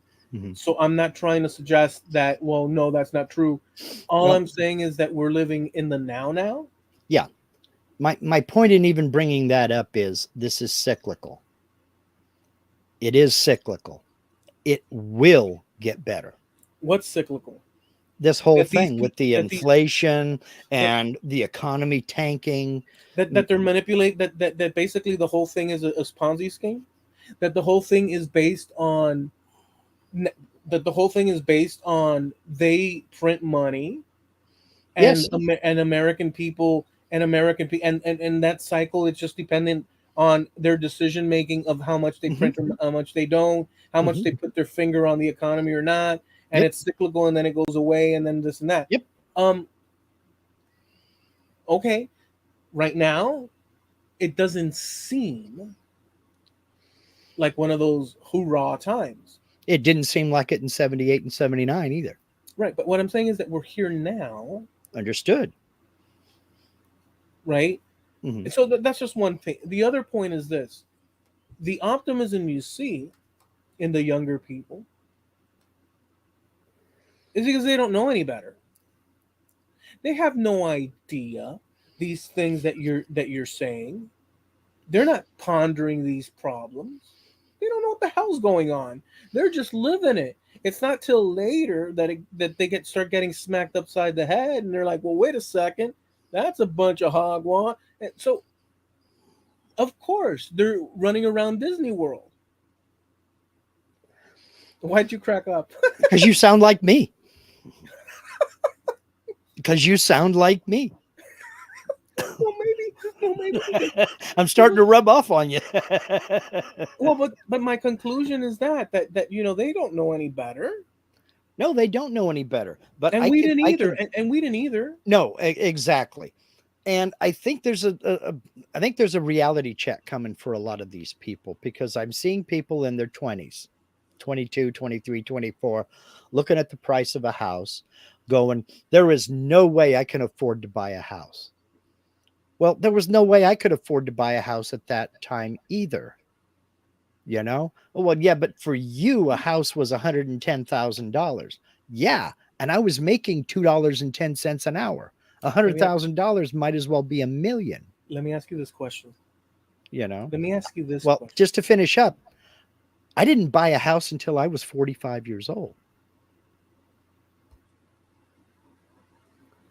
So at 22, you're concerned that you're not going to be able to buy a house?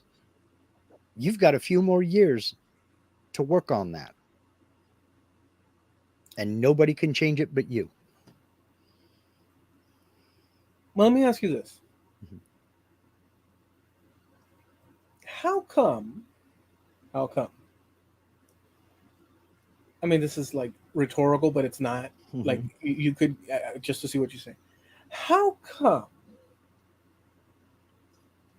taxes on citizens aren't adjusted for inflation due to them printing money, but the opposite way?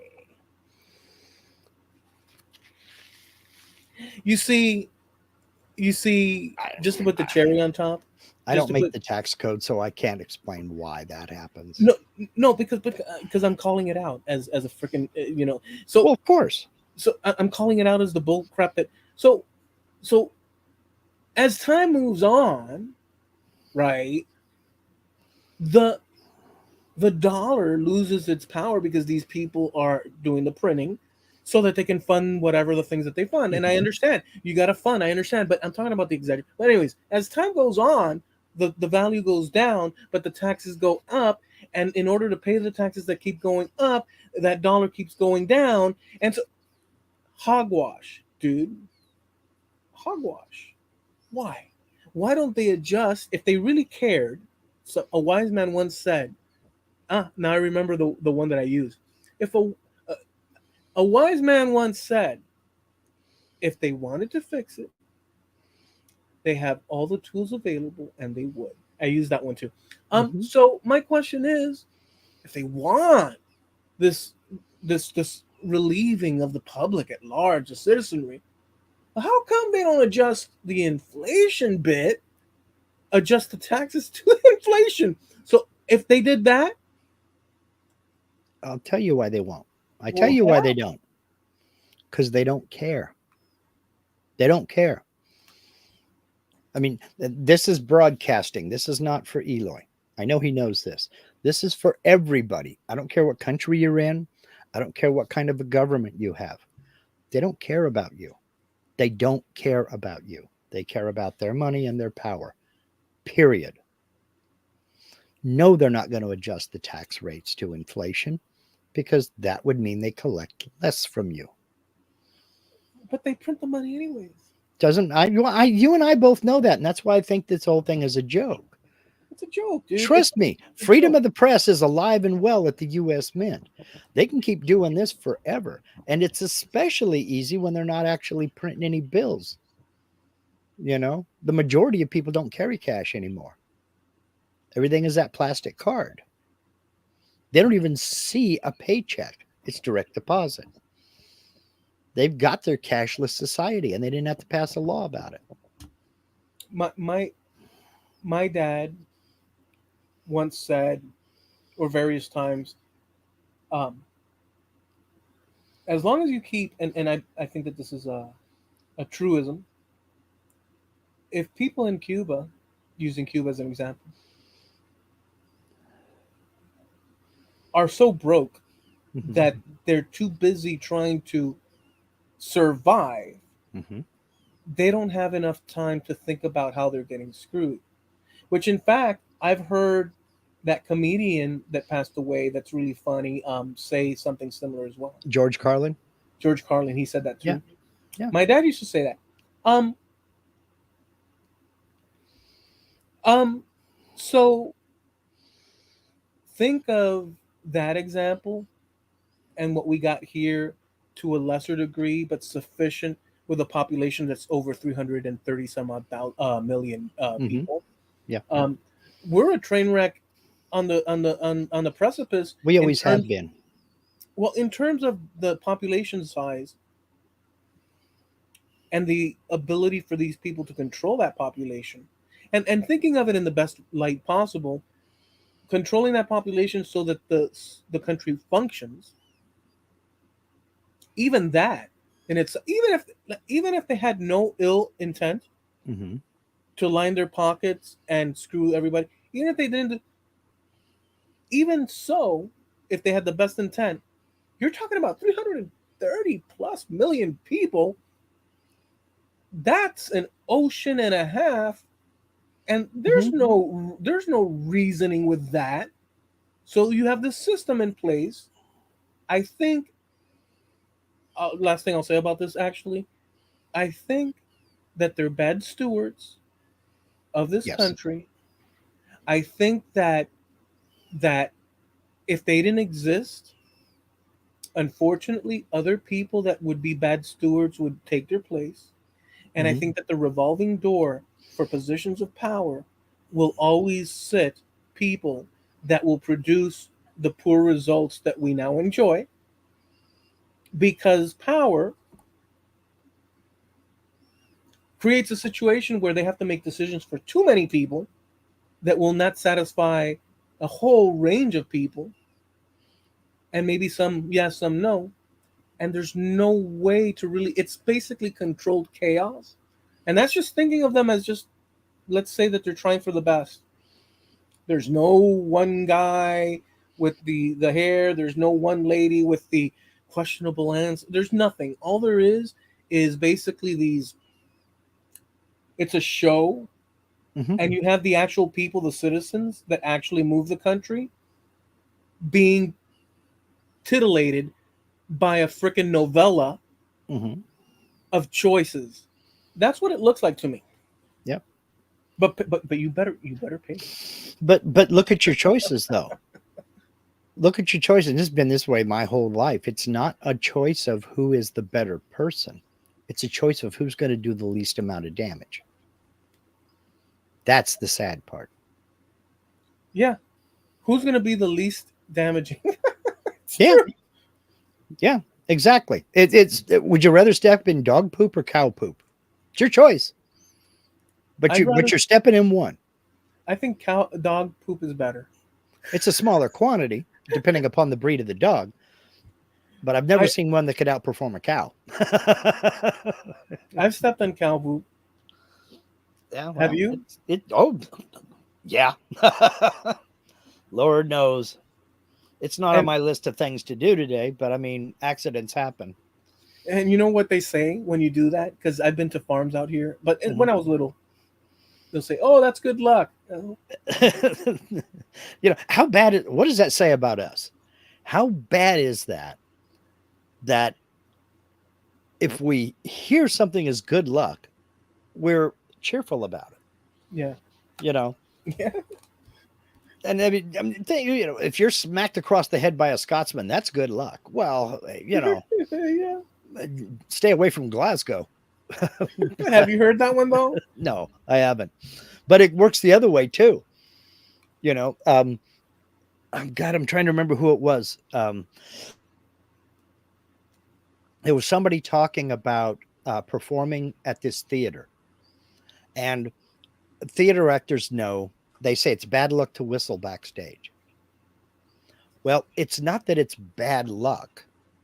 It's that's how back in the days they used to communicate to the stage hands when certain things were supposed to happen backstage. There'd be a two sharp whistle pull up this curtain to reveal this part And of the that could set. cause a problem. And three whistles meant this, and turn on that light or turn off that light or turn on these footlights or what have you.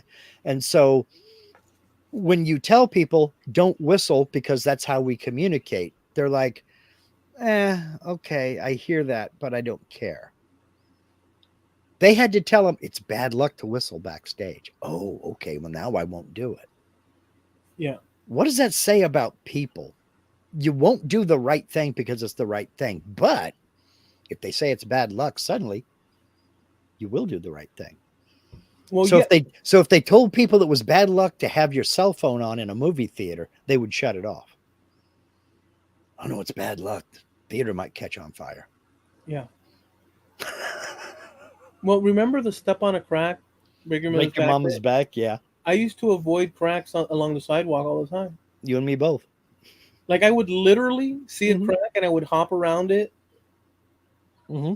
I mean, or remember the ladder one? Don't walk under a ladder. Yes. I would not walk under a ladder. I would walk around it. Well, it's kind of smart too. Yeah. Why walk under the ladder? But the point is that I would And hope like literally, hell the guy with the gallon of paint up there on the ladder don't drop it or drop his brush or something like that. yeah, it's better to walk around it anyhow. But Mm-hmm. but these were little sayings that we were thrown, when we were kids that made no sense in reality, Right. but we accepted it as part of our little thing, a paradigm. Mm-hmm. Well, And then as you, that's that rhyme equals reason thing. Step on a crack, you break your mama's back. Well, there's a rhyme to it, so it sounds right. yeah, Early to bed, early to rise makes a man healthy, wealthy, and wise. Well, we hear that, but we don't do it. We go to bed at midnight and get up at 8, you know. it's true. Um, But it but sounds good, so it must be true. So I'm going to go to bed at 7 o'clock and then, great, get up at 4 a.m. with nothing to do because nothing's open. Well, that was a waste. And I but don't go to work for another 3 hours. I will say though, with all that's been said, Mm-hmm. I will say that even amongst all that, I am Oh, yeah. appreciative of the country, well, mainly appreciative of the creator of everything. I'll say it public.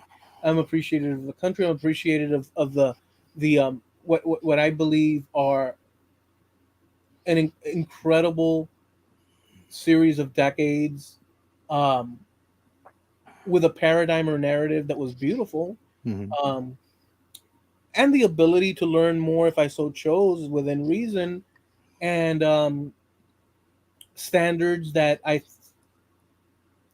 appreciated because I think they're special anyhow. But like, let's say, to be fair, whether I'm biased towards them because I'm biased towards them or because in fact they were awesome. And I think it's still awesome. It's just that, to go to what you said about cycles, it's just that what we're accustomed to is not quite getting it compared to.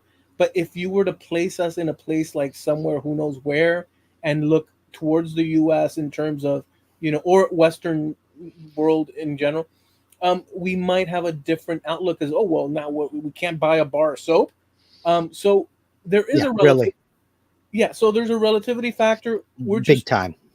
yeah. So, but even within that, though, I think that we could also accept the fact that maybe 10 years, 20 years ago, um, it was quite a different story in terms of buying Sure, ability, all sure. these things. But For who's the to vast say what majority, it's but who's to say what it's going to be like 10 years from now? I mean, we may be looking back at this thinking it was just a hiccup. I mean, who knows? I mean, I'm serious. Who knows? But I you're right. can't help but wonder how much of this is self-imposed. I mean, Jim brings up a good point over here. I love watching people complaining that they have to go to the laundromat on their $1,000 iPhone. That's exactly what I'm talking about. They have to have that $1,000 iPhone, but now they got to go to the laundromat when they could have bought a washer and dryer with that $1,000 and maybe got the iPhone another time. You know what my biggest complaint is about phones or iPhones or whatever? Hmm. They're still so small. I can't. I like if I could Are you haul kidding around. me? This thing is the size of it's almost the size of a hunk of toast. You know, I mean, this they keep getting bigger and bigger and bigger. Well, that And is a good. Is well, in any event, um I don't see it with the phones. I like my connections on big screens, but whatever. yeah, This is the ideal setting for me right here. I you got a and me big, both. yeah, I got a big ass screen. I can see you Hmm. clearly compared to seeing you like, hey, Mark, how you doing? Hi. Yeah, This talking is, postage stamps. Yeah, yeah, I don't, it doesn't sound good to, but what I can't even see a movie. Have you tried seeing a movie on your phone? no, I don't even attempt it, It's dude. I don't ridiculous. even like playing solitaire on my phone. Yeah, that sucks too. So No, it's. Oh, let me before we because I know we're heading sort of in the direction. yeah, Let you me go ahead. just throw this out about the event of the season, Mhm. if I may. You know what I'm going to talk about, but Yeah, I've just got to throw something out here. Greg's Eloy and his big screen phone. Yeah, that's what yeah, it is. this is literally my big screen phone right here. Um, so I want to touch on this. So for 10 years, so 10 years ago or more, they were trying to find out where Columbus's bones were so they could DNA test it and this and that, solve the origin of where the heck he was from. The main themed origin is that he was Genovese, and that was a story. 10 to 15 years ago, something like that, they went to the cathedral in, I think it's Seville or Segovia, I forget now, and they were given license to extract bones from him, from his son, and from his brother. And it took 10 years for them to get the results, which they aired 2, 3 days ago on Saturday, because the technology back then would waste too much bone of uh, dust, Fragment. Yeah. and they could lose the ability to find the truth out or the evidence out or whatever.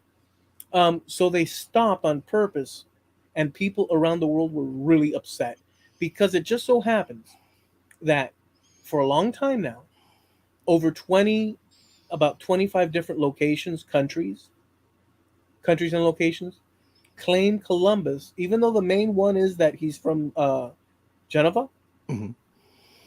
but France claims him, Hmm. Poland claims him. I'm going to the extreme ones that we don't hear about. Hmm. I believe somewhere in the British Isles they claim him. Hmm. I think, if I'm not mistaken, perhaps the Dutch might claim him, but I'm not sure about that one. The Portuguese claim him. The certain Spanish groups claim him, like the Galicians. The Galicians claim him, and so does another group from Castilla and Leon. Um, and then Italy, down in Sicily as well, claims him. And basically, a bunch of people claim him. And these are not people that just willy nilly. They look at the documents, and for decades, they've really studied it, and they've found ways to link them to each place with actual like evidence. They did the test finally.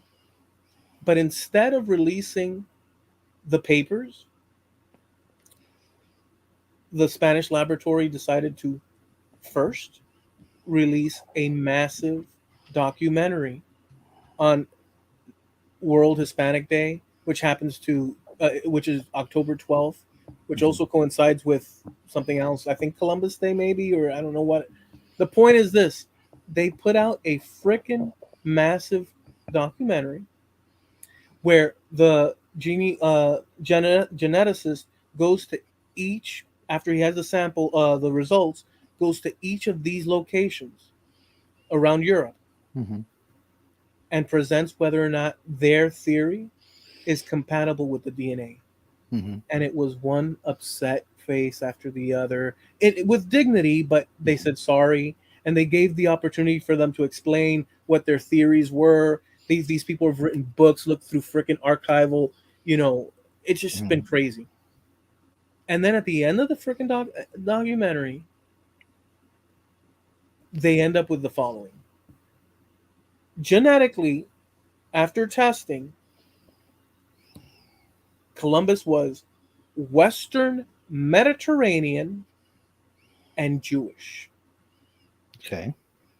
Western Mediterranean, they even show a map in the thing where they discount Genova, so Italy. Mhm. They thought that Sicily would have been a good one Mhm. for other reasons, documentation reasons that might have, but Mhm. they said with all the information available plus the DNA, they discarded that. So all that's left is the eastern coast of the Iberian Peninsula, Spain, and an island, which is the Balearic Island, which is Spain as well. So, but broadly in that area. So it's either all up and down the east coast of Spain or in that island, which is occupied by Spanish people anyhow. But it ends there, and the repercussions thus far Mhm. have been savage. Really?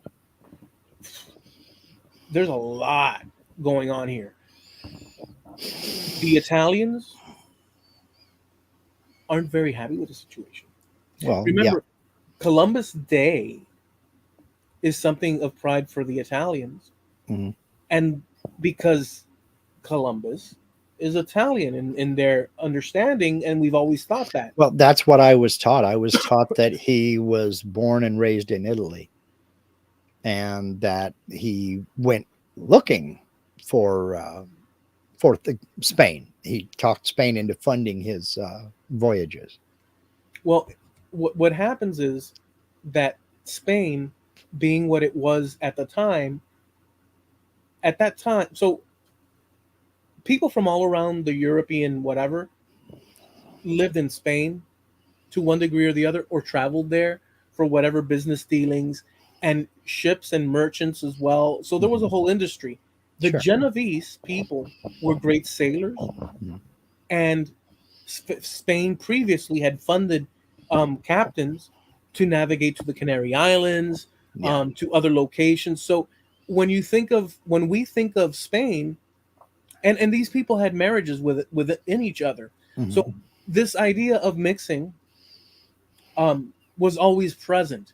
Um, the population at large is just a population at large, but there's instances of people coming in contact with others, and that keeps going and stuff. So there's a lot of mix. Well, anyways, they the most sure thing that people have always thought was Genovese, but the DNA is placing him somewhere along the east coast or that island.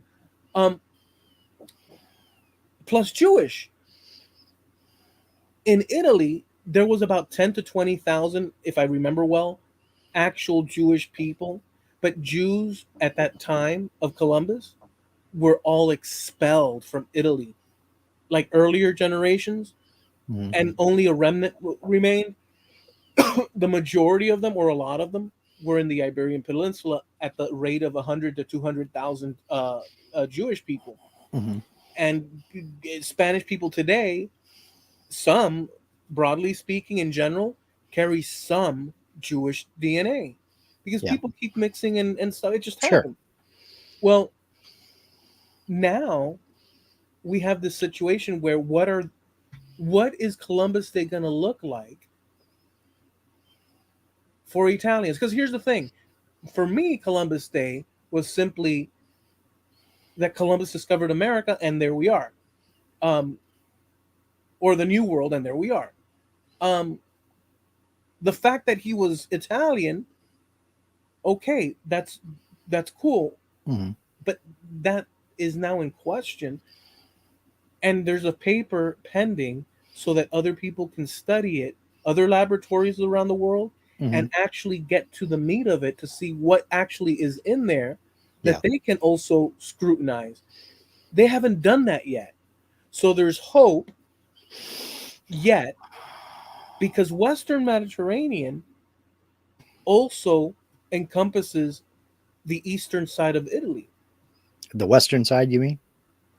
the western side of Italy. Yeah. It encompasses the western side of Italy, and it arcs up into France, and it goes down the east coast of Spain. So it's Hmm. kind of like a upside down U Hmm. in theory. But the map that they showed in the documentary lowered the probability in the highlight of the map, and accentuated the east coast of Spain, and that island. That's a freaking big deal. And people have been, I'm in some forums, and people are really tearing into the thing big time. Yeah. It's a Well, they don't paradigm. like Columbus anyway, but now that's the American view of Columbus. I don't know what they think about it in Europe. I really don't. Now, when you take something that would have been a source of national pride and you basically take that away from that nation, I can see why it would be a big deal. Yeah. I can see why it would be a big deal. Yeah. I mean, um, there's people that don't like him for the number of reasons and stuff, Sure. but this is a historical thing because now it brings more. So we, here's the thing: some people are arguing, and I agree with that. That, oh, they're saying that he has Jewish heritage, but we don't know how much, Yeah. because anybody in Europe, incidentally, can have some Jewish ancestry because they've Sure. mixed with everybody else. Right. In the United States, there's people that would probably never imagine they have Jewish ancestry, and they do. It might be far back in time, Right. And it but may it's not be out of the direct line either. It could be from somewhere off to the side that got put into the line. Could be, you know. no, it would have to be direct. So Well, okay. So this is going by the Y DNA. no, no. So there is no. So let me explain it this way. Well, yeah. See that? Yeah. So let me clear that part up, because yeah, they took partial. They have partial results for Columbus himself, Hmm. where it's not quite. It's sufficient, but it's not quite. He said that Hmm. there's a little bit missing, Hmm. but they have his son matching him, Hmm. so the Y Okay. is So that's intact. what they were done. Okay. However, the MT mother Mitochondria. only, so as far as we know, only is from the son, that doesn't play into Columbus. Right. So in other words, you're saying that the son is showing on both lines, Right. Jewish, and Hmm. for Columbus, they're showing through the paternal. They Hmm. didn't mention the maternal. Okay. We know Hmm. that Jewishness, religiously and culturally, is Hmm. passed down through the mother. Right. But DNA wise, Hmm. it's passed down through anywhere, Yeah. Through everywhere. As a through matter of everywhere. fact, yeah, you get half from your mother, half from your father, but you don't get an even split. So I think that the claim that, well, we don't know what percentage was Jewish, that may be valid. Mhm. It may be irrelevant. Who knows? It just depends on what it is. Until they publish the papers, long story Right. short, we're not going to know just how much more we can know. And the fight is basically just beginning, because once those papers start coming under scrutiny from other people who have an interest one way or another, the fight's just beginning. Yeah, and they'll be able to use his genome Hmm. to studying it on their own Yeah. and figure it out from there, Mm. as opposed to just having. Because what Spain did, last thing I'll say about this whole thing, what Spain did was publish um, this documentary that includes scientific stuff, and it's very important, but it's not scientific. In order for it to be scientific, you have to put out all the information so that other Hmm. laboratories around the world Hmm. can review and scrutinize what you're saying. Right. It's not a peer reviewed result. Exactly. Gotcha. Okay. Secondly, and lastly, this is the lastly, what they did do that they haven't published is that they did send it to a laboratory in Texas, and they sent it to one, I believe it could have been Germany. I don't know. They sent it to 3 laboratories Hmm. that worked independently, and then they all brought their information together And they collated it. in Okay. order to avoid it. Now, the only thing is this: everybody else in the world needs to see the papers Right. Yeah. in I order for agree. it to be, Yeah. validated. I agree. I agree with that. So we'll see. And We'll see what like I happens. said, the fighting has just begun because you know that every country that has an interest in it is going to find problems. Oh They're yeah, going to find problems. yeah, especially like Italian people, and Hmm. in the United States in particular as well. Yeah.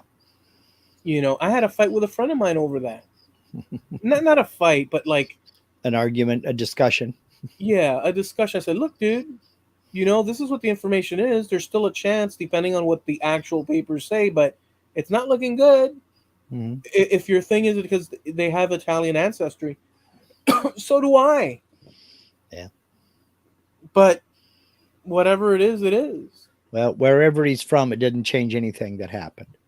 But I can see where if this has been a source of national pride for you and suddenly to have that taken away, yeah, I'd be a little bit, my cheeks would be chapped as well.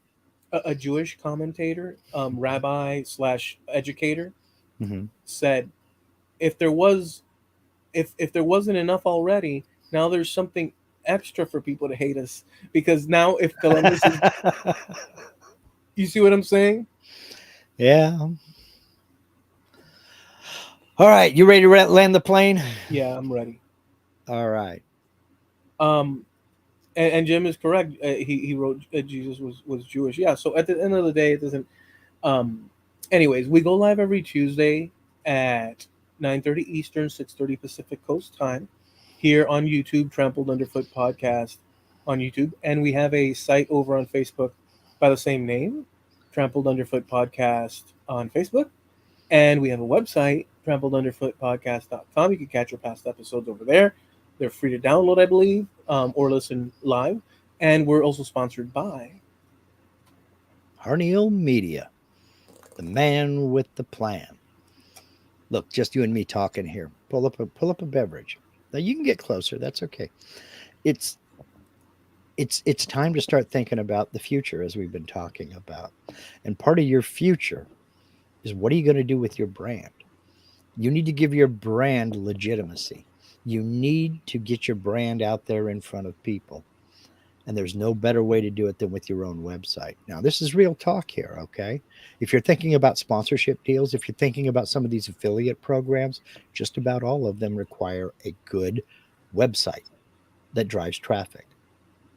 And there is nobody better to help you set up that website than Steve over at Harneal Media. If you're thinking about a e-commerce site or a web store where you can put your products and services in front of the people, he can help you do that. You're thinking about maybe getting some merch going, where you want to design some t-shirts and baseball caps, maybe put your logo on it, or any kind of design. Hello, Autumn. Autumn is here. Whatever you want to do, he can help you with that too. He can hook you up with a print on demand company that's going to take care of billing. They're going to take care of shipping. They're going to take care of collecting all the taxes. You just worry about taking in the orders. That's Steve Nealon over at Harneal Media. That's HARNEAL Media.com. Sponsor of TrampleUnderfootPodcast.com. All right, excellent. Well, listen, guys, thank you all for hanging out with us. Um, well, we have a week ahead. Enjoy the things that you enjoy, but do it safely, hopefully. We will catch you here next week. And thank goodness let me not. I was about to say thank goodness the storms and all that but we're still within the. We still have so forget that. Scratch that part. Forget that. Enjoy yourselves and be safe. Peace. Peace. Which way? This way. This way.